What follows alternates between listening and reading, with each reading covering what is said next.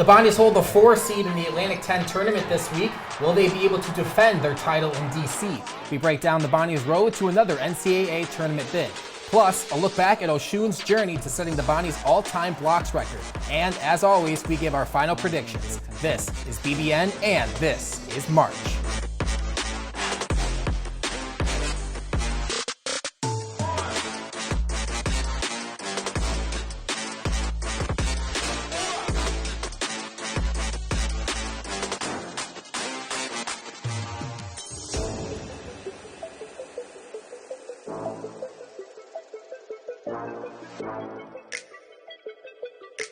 Hello everybody and welcome to another episode of Bonnies Basketball Now, and happy March, of course. I'm joined today by the vet himself, JP Butler of the Bowlin Times-Herald, and SBU-TV sports reporter Louie Genovese. We got a lot to talk about. Of course, it's March Madness season. Let's first talk about championship week is beginning for the A10 this week. So taking a look at the A10 tournament bracket for this upcoming week. You take a look, it starts off with obviously the coveted buys that were secured by the 1 through 4. So Davidson locking in that 1 seed, Dayton at 2, VCU at 3, and St. Bonaventure. They had a lot of work to do to be able to get that double bye, but they did just that. They come in at that 4 slot. And you take a look at the A10 tournament, as a whole, you take a look at the bottom of the conference, full of teams that the Bonnies were able to beat this season, excluding Dayton. Dayton, the Bonnies did fall to, and George Washington, they did not play. But every other team, Rhode Island, Duquesne, Richmond, UMass, VCU, they split with them. So a bunch of teams that the Bonnies have shown that they are capable of beating. And then taking a look at the Bonnies' road, you see obviously they're at the 4 slot. LaSalle and St. Joe's, they're going to face off on Wednesday.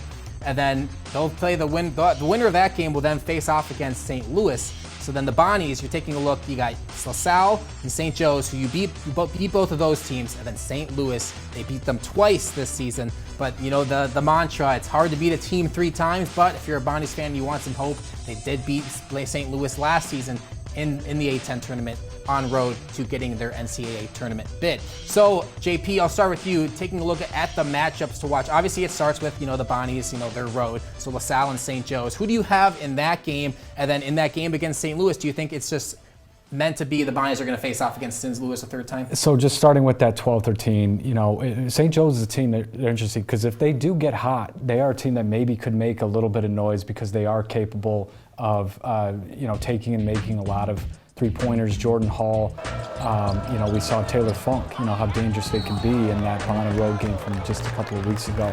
But I do think that just from a pure talent standpoint, right, St. Louis probably gets the better of whoever comes from that game. And so you're looking at another St. Louis matchup. We talk about beating a team 3 times in a season.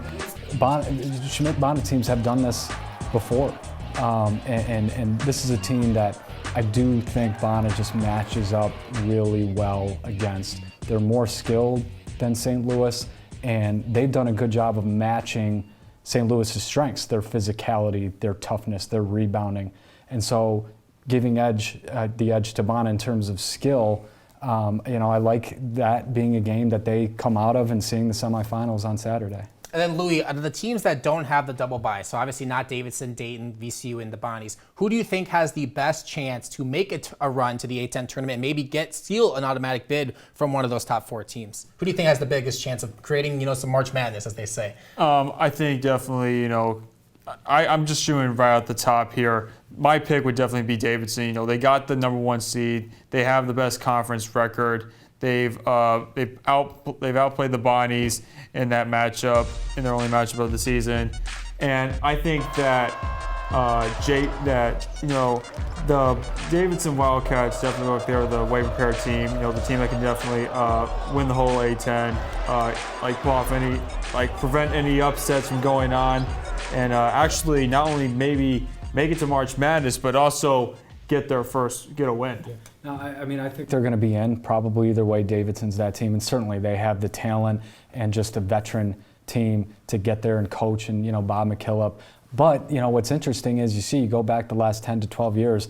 I think the 1 seed's only been in the final 3 of the last 10 times. Bana obviously being one of those last year. So historically, there have been instances of the 1 seed going down. There have been instances where Bana has avoided having to play the 1 seed to get to the championship game. So could this be another instance where sort of that path is is cleared. But in terms of some of the lower seeded teams, George Mason being outside of that top 4 is a team that can be dangerous and good. And obviously Bonner saw that in losing to them on the road this year.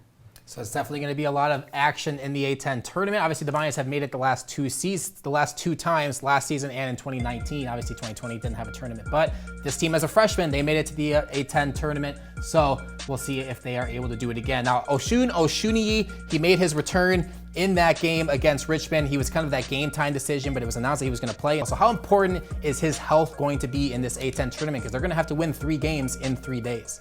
I think, last week was just sort of a snapshot as to just how valuable he is to this team, right? Because they go into VCU without him. Obviously, we saw how that went. VCU dominated the paint. They really, sort of exerted themselves in areas that Osun would have helped, and you end up losing by 23 points. Now, granted, that would have been a tough game even had he played. But then he comes back against Richmond, and Ryan, like you said, he not only plays, that was maybe one of his most impactful games of the season with the 16 points, the 3 blocks to break the record. Louie, I know that's something that you've been tracking definitely all one season. Of the things I've been looking forward to all season. I feel like it's kind of like one of the things that motivated him to really do well in practice and get back into this game against Richmond, because he came so close to getting it when he got hurt against St. Joseph's. He was like, I'm not going to let this injury prevent me from making history for this team my last year. I'm going to push through. I'm going to go out. I'm going to get it. And I've said this all along, even if he doesn't score a point, or even if he has one of those 1-for-6 games from the field, he's still one of the most valuable players in the league because of what he brings defensively with the shot blocking and taking charges. He really does just change everything, and we saw what they were lacking, against VCU. So having him is absolutely critical, and we saw in last year's A10 tournament. He was really at his best because he started to bring it offensively, and he was just a monster defensively. We saw, especially in that St. Louis game, it was incredible what he was doing to guys like Kassan French. And so if he's going to be at that level, that's that extra piece I think they need to be able to repeat. His impact is going to definitely be felt for the Bonnies, and they're going to hope that he is able to be 100%. He's not going to be 100%, but they're going to hope he's as close to 100% as possible so they can make that NCAA tournament run. So now talking about Selection Sunday as a whole, so you have 2 A10 teams that are currently on Joe Lunardi of ESPN's bubble area. Dayton in the first 4 out and VCU in the next 4 out, and St. Bonaventure is then the added category of the next 4 out, obviously, but they have that chance. So say St. Bonaventure, makes it to the A10 tournament but loses. Do you think there's that sliver of hope that they get in at-large still, or is that done? They got to win the A10 tournament? I think it's probably done. But again, you see it, and maybe if every single star lined up and the teams that needed to lose did, maybe there's that outside chance. But just the fact that 8 losses and talk about what have you done for me lately, the fact that they had a 23-point loss kind of, fresh in your mind, that's not going to do any favors. And,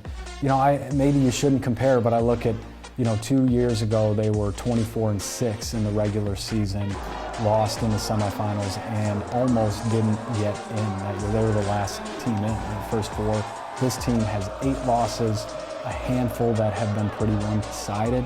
But again, people say that, Davidson on paper in the eye test probably the favorite, but if you look at this Bonner team at their best, they, are maybe the favorite, to a lot of people going in as well. So, but that's probably what it's going to take. Then Louie, is the A10 a one-bid league this year, or do you think VCU or Davidson and Dayton, St. Bonaventure, another team can get in there, or is it just going to be whoever wins the tournament? I just feel that I feel like if I were to pick, if there was a way that 2 teams from the A10 can get in, I can definitely believe it could be Davidson and Dayton. Dayton's been playing really good this season. We know since the Bonnies lost to them. I feel like we could very much see my best pick for the most logical A10 championship matchup would be Dayton versus Davidson in the finals. And I feel like both those teams have a really good shot at making the tournament. I think you're right. Dayton and VCU are right there. But I think that both of them do have a chance if they get to Sunday. And if they maybe look good doing it, they have a chance. And you want that for the league. because what the A-10 is trying to avoid right now is being a one-bid league for the first time since 2005. It's just good for the league. Makes more money, for Bonus too. Exactly. It'll be interesting to see how the A-10 shapes out on Selection Sunday. Now, everybody's favorite segment, or one of their favorites. One word, a word that a word that comes up when you think about the Bonnies in the last week. JP, we'll start with you. What's your one word of Bonnies basketball? So my word was everything.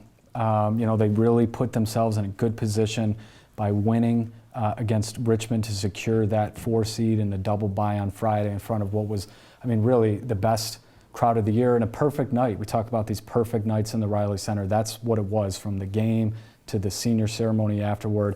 And so now you have put yourself in a position here where it's a 3 games in 3 days proposition. But again, it comes down to this. I think they have to win the whole thing to be able to still have that storybook ending that seemed to be promised back in November. If they don't win it all, I don't think anybody really wants to think about what the alternative might be. So this week, this means everything for this team. They put themselves in a good position by being able to play on Friday, and now it's what can they do with it. Louie? I think for me, my key word for the Bonnies is definitely motivation. This might be the last season we see the quote-unquote Ironman 5 2.0. These guys, the last season playing with each other, I feel like they'll be more motivated, more driven to make their last ride together more meaningful, get the win, possibly get the win the A-10, go to the NCAA tournament, possibly maybe even get a win there. Right, you're exactly right. And if you've been there on Friday, you heard Coach Mark Schmidt said when he addressed the crowd after the game was, the season's not over, we're not done yet. And so now you have to make good on that promise when you say, hey, we're not done yet. Yep, and then my word, just very quick, repeat. Obviously, if you're a Bonnies fan, you want the Bonnies to do exactly what they did last time. Beat St. Louis, beat VCU. It's definitely in the capacity to be able to do both, and it could be just kind of like a deja vu type season, but we will see how that shapes out and if St. Bonaventure could make it to the NCAA tournament for a second consecutive season. Still to come, we discuss the current college basketball storylines from around the world of college basketball and give our final predictions. Where will the Bonnies end up at the end of the A-10 tournament? This is BBN.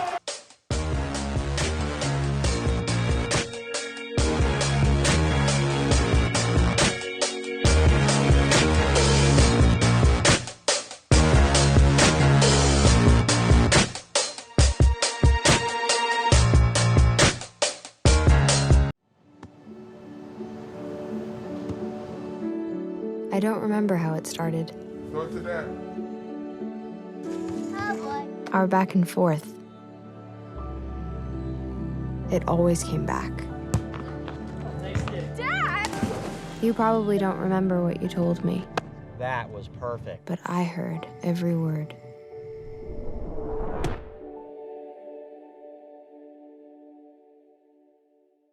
When I was in foster care, I never knew when I would have to move. So I always had my suitcase ready to go. Then one day, I was adopted. My new parents opened their hearts and home to me. My parents cook my favorite breakfast for me every morning. My parents take me on trips I never thought I would go on. They gave me a home and an even better reason to use that suitcase. My parents aren't perfect, but they're perfect for me.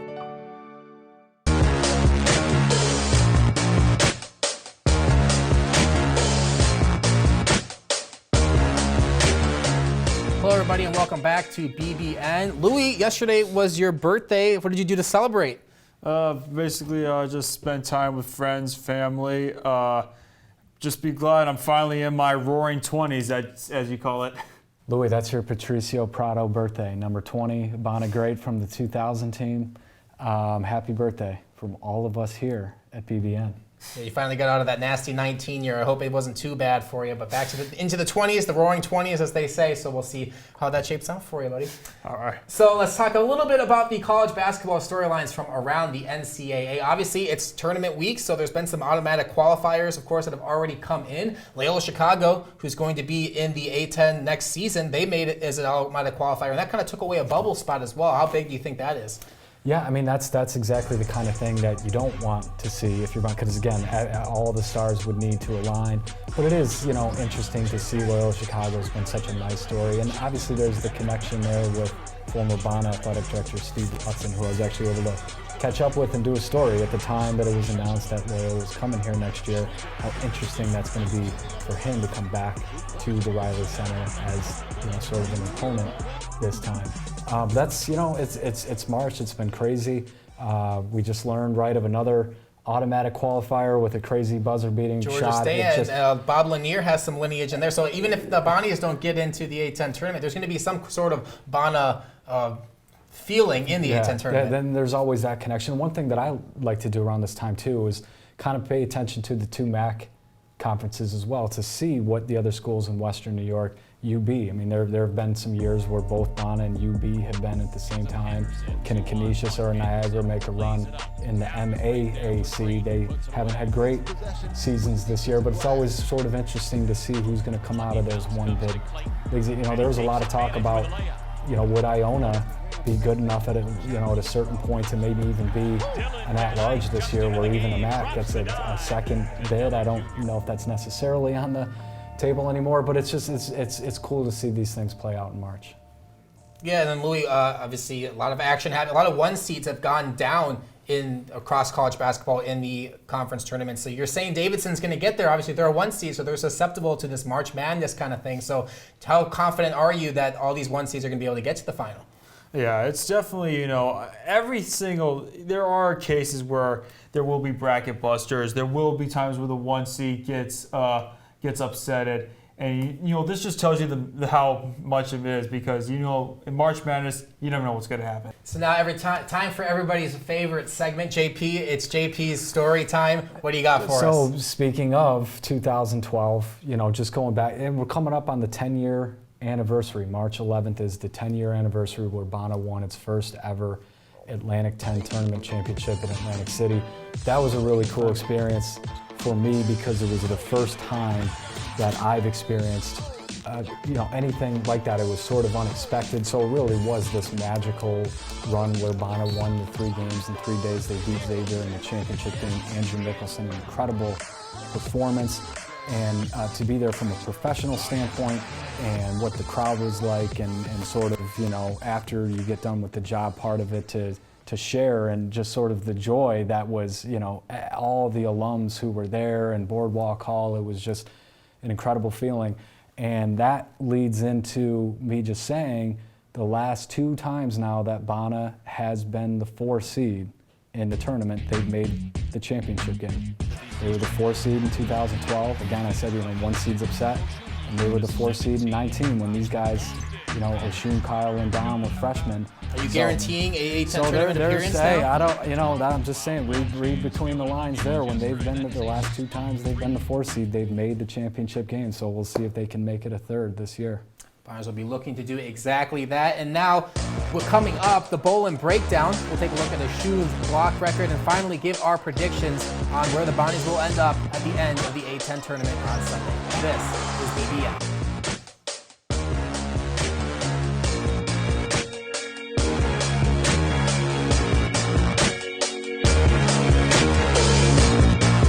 Put the keys down, Kevin. But I'm gonna drive home. There are several warning signs present that you shouldn't be driving. My text to emoji ratio has gotten a little out of hand. A little? Yep, I'm definitely gonna call a ride home.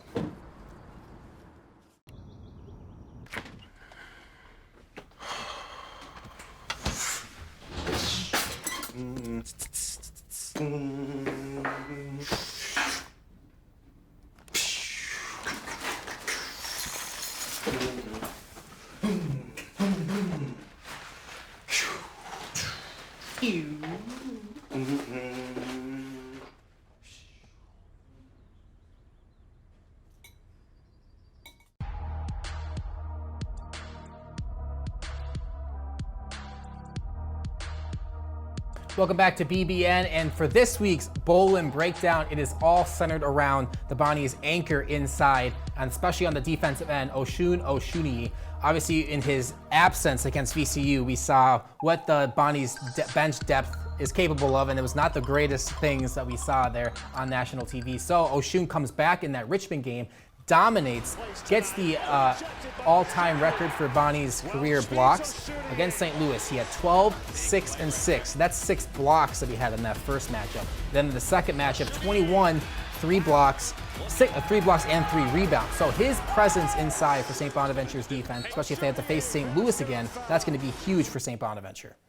Yeah, you know, something happened where after the first St. Louis game last year on the road, Shun was a non-factor in that game, and ever since then against them, he's been like this man on him. I don't know if he took that personally, but going back to the A10 tournament game and the 2 this year, St. Louis has one of the most physically imposing guys in the league to me in that Francis Okoro, and Shun has like dominated him in 2 games. So if you know you're getting that element where St. Louis can't out-tough you, that's how they win games. But if they can't do that to Bana because Oshun is, you know, even more than that, then you know, you do like their chances in that game. Yeah, and Louie, what do you think about St. Bonaventure? Say Oshun's not 100%, which he doesn't look like he will be. Who needs to really step up for St. Bonaventure to be able to make this run that they want to do? Oh, definitely Abdul Karim Coulibaly. This guy has been seeing a lot more playing time this season, especially when Oshun got a back injury earlier in the season before Charleston. And, you know, we've been seeing some improved play from Coulibaly in terms of defensive stats. And, you know, Oshun is still going to be highly important in this tournament, and it's highly important that both he and Coulibaly step it up, play great defense around the rim, and keep other teams from scoring. I mean, certainly if they can get a boost from Coulibaly, that's just another plus. But to me, you know, this is the time of year where, okay, if you know, Jaron Holmes, who has, you know, again, continued to struggle a little bit with his shot, if he can get that going just a little bit, or at least give them where he was finishing drives the other day against Richmond, he's got to be doing that. And if Don Welch can be shooting the ball at a high level, those are the types of things that'll put them over the top as well. And then, Louie, we'll start with you. Our final predictions, maybe not even necessarily for game 1, because we don't really know who they're going to play exactly, because March Madness, anything can happen. But in terms of the A10 schedule, what is your final prediction for how the A10 shapes out? My final prediction for how the A10 shapes out is I see the Bonnies at least making it to the semifinals. You know, that's my most realistic distance for them, but it would be cool if they made the finals. And I think really my best bet for the A10 finals is going to be Davidson versus VCU. Okay. Louie, I was going to say the same thing, that you know, I like Bana playing in the semifinals. So I think we're going to see a Bana game on Saturday is what I'll say there. And just saying that we think all the favorites are going to win. I like Bana beating St. Louis for a 3rd time again on Friday. And then from there, I'm just saying 50-50. And then if Bana gets to Sunday again against a VCU or Dayton who may be playing for their at-large lives, again, that's a 50-50. It's going to be a tough game. Going to also be interesting to see how a crowd this year, which we didn't have last year, will affect things. These Bana fans at A10 tournaments are crazy. And I remember being down in Charleston, the Bana faithful came out in large amounts. So I think it's going to be similar to that in DC, but I think they can maybe make it happen. They can. The thing that I guess concerns you a little bit is the fact that now they've rolled VCU here. We know that, so we know they're capable of that. But when they played both VCU and Dayton outside of the Riley Center, neither one of those games were particularly pretty. So there is still some proving it left to do. But again, you saw this team on Friday and the things that they had to say afterward about not being done yet. You got to think there's a chance that, you know, this group of 5 as their last hurrah here can put another run together. They'd be the first Bana team ever to go to back-to-back NCAA tournaments. I think they'll pull it off, and I think we'll see St. Bonaventure in the NCAA tournament for a 2nd consecutive year. And in DC, we will be live for SBU-TV Friday morning at 10 a.m. So you can catch the reaction and the kind of mantra of what's going on around DC and all the Bana faithful showing out, and we'll be with Rich Williams there as well from SBU-TV.